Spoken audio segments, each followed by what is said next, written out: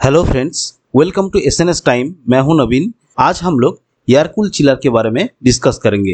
Air cool chiller का working principle क्या है, एयर कूल चिलर कैसे काम करता है, सब कुछ हम लोग इस वीडियो में देखेंगे। तो चलिए दोस्तों, वीडियो को शुरू करते हैं।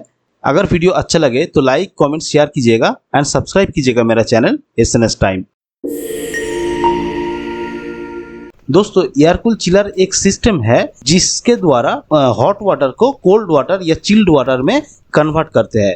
ठीक है दोस्तों, इसका जो टोटल प्रोसेस है, फर्स्ट आता है कंप्रेशन, सेकेंड आता है कंडेंसेशन, थर्ड आता है रेफ्रिजरेशन। ये तीन प्रोसेस कंटिन्यूअसली एक साइकिल के रूप में चलता रहता है। ठीक है, और इससे ही गर्म पानी ठंडा होता है, मतलब हॉट वाटर चिल्ड वाटर में कन्वर्ट होता है। चलिए देख लेते हैं कैसे काम करता है। तो दोस्तों, ये है एक एयर कूल चिलर का डायग्राम। दोस्तों, सबसे पहले चिलर प्लांट में जो रेफ्रिजरेंट गैस यूज होता है वो आता है कंप्रेसर में।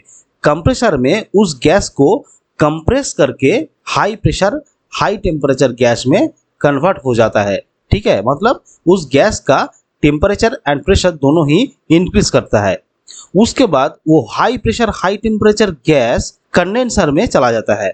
कंडेंसर के अंदर बहुत सारा कॉपर का ट्यूब रहता है और उस ट्यूब के अंदर से रेफ्रिजरेंट गैस फ्लो होने लगता है। ठीक है, कंडेंसर के ऊपर बड़ा बड़ा फैन लगा रहता है। ठीक है, वो फैन आउटसाइड का जो एयर है उसको अंदर ब्लो करता रहता है। कॉपर ट्यूब के अंदर जो रेफ्रिजरेंट गैस फ्लो हो रहा था वो आउटसाइड एयर के कांटेक्ट में आता है और वहां पे एक हीट ट्रांसफर होता है, जिसके कारण रेफ्रिजरेंट गैस का जो टेम्परेचर है वो लो होता है, पर उसका pressure as it is high रहता है। मतलब वो high pressure low temperature gas में कन्वर्ट होता है। ठीक है दोस्तों, तो हम लोग क्या देखा दोस्तों, कंप्रेसर में रेफ्रिजरेंट गैस था वो high pressure high temperature gas था।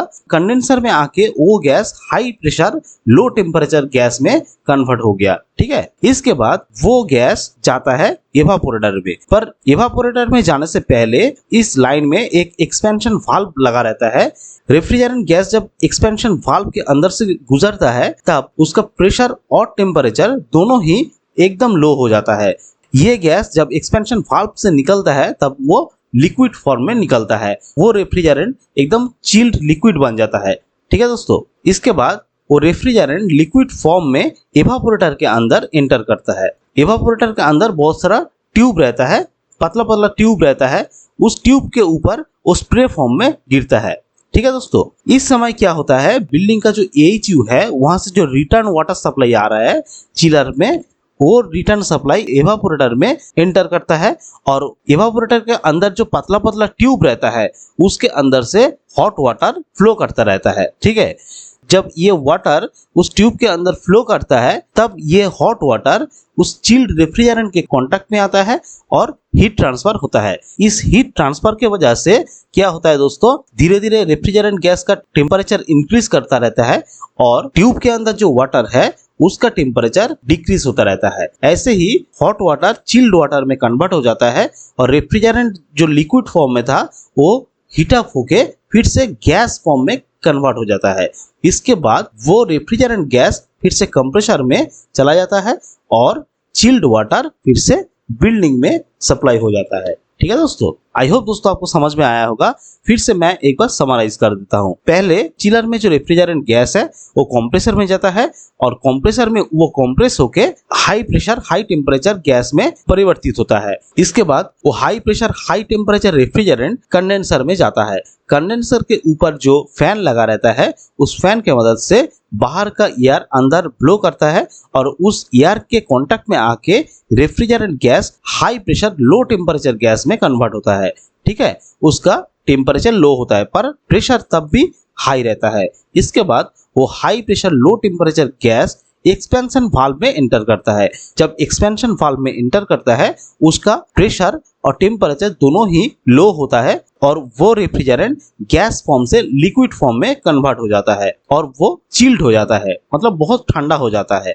इसके बाद वो रेफ्रिजरेंट लिक्विड फॉर्म में एवापोरेटर के अंदर एंटर करता है। बिल्डिंग में जो एएचयू है वहां से जो रिटर्न सप्लाई आ रहा है वाटर का, वो वाटर भी इवापोरेटर के अंदर एंटर करता है। इवापोरेटर के अंदर जो पतला पतला ट्यूब है उसके अंदर से फ्लो करता रहता है और वो रेफ्रिजरेंट लिक्विड के कांटेक्ट में आके तब वाटर चिल्ड हो जाता है, ठीक है। और रेफ्रिजरेंट लिक्विड हीट अप होके फिर से गैस फॉर्म में कन्वर्ट हो जाता है और वो फिर से कंप्रेसर में चला जाता है, ठीक है दोस्तों। इवापोरेटर के अंदर जो वाटर फ्लो कर रहा है वो रेफ्रिजरेंट लिक्विड के कांटेक्ट में आके हीट ट्रांसफर प्रोसेस के माध्यम से चिल्ड हो जाता है, वो बिल्डिंग में फिर से सप्लाई होता है। ये साइकिल घूमता ही रहता है, पहले कंप्रेशन, उसके बाद कंडेंसेशन, उसके बाद एवापोरेशन। ये साइकिल कंटिन्यूअसली चलता रहता है। इस प्रोसेस के माध्यम से हॉट वाटर को चिल्ड वाटर में कन्वर्ट किया जाता है, ठीक है दोस्तों। आई होप आपको ये कॉन्सेप्ट समझ में आया होगा। नेक्स्ट वीडियो में प्रैक्टिकली एक एयर कूल्ड चिलर देखेंगे और उसका क्या क्या कंपोनेंट है वो हम लोग डिटेल में डिस्कस करेंगे, ठीक है दोस्तों। आज के लिए बस इतना ही, मिलते हैं नेक्स्ट वीडियो में। तब तक के लिए stay happy, keep smiling and Tata.